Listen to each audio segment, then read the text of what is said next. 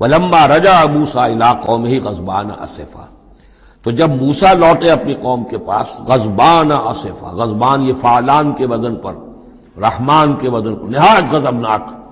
حضرت موسیٰ علیہ السلام کا مزاج بھی جلالی تھا، پھر یہ کہ اتنی بڑی گمراہی، اور یہ اللہ تعالیٰ نے کوہ طور ہی پر بتا دیا تھا کہ تمہاری قوم پیچھے فتنے میں پڑ چکی ہے اور وہ گمراہ ہو چکی ہے۔ فَإِنَّا فَتَنَّا قَوْمَكَ مِن بَعْدِكَ وَأَضَلَّهُ السَّامِرِيُّ، تو وہاں سے آئے ہی ہیں تو غضبناک تھے، غضبان آصفا، نہایت افسوس میں بھی اور سخت غضبناک۔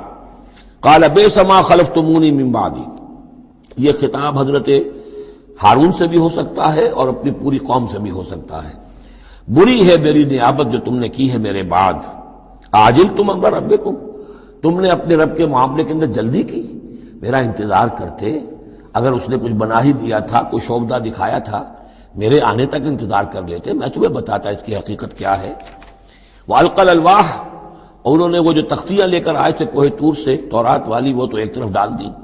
وَأَخَذَ بِرَأْسِ أَخِيهِ يَجُرُّهُ إِلَيْهِ، اور غضبناک ہو کر اپنے بھائی حضرت ہارون علیہ السلام کا سر کے بال پکڑ لیے اور اپنی طرف کھینچا غصے میں، یہ تم نے کیا کیا میرے پیچھے، یہ میں تمہیں خلیفہ بنا کر گیا تھا۔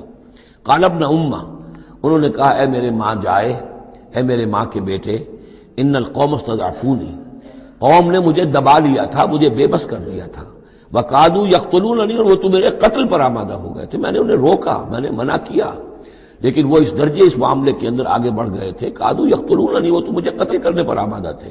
فَلَا تُشْمِتْ بِيَ الْأَعْدَاءَ، تو دیکھیں اب مجھ پر آپ دشمنوں کو ہنسنے کا موقع نہ دیں۔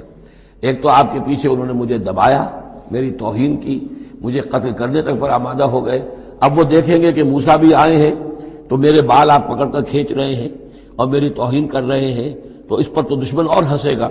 فلا تشمت بی الاعداء، شماتت اعداء یہ ہمارے ہاں پھر اردو زبان میں محاورہ ہے۔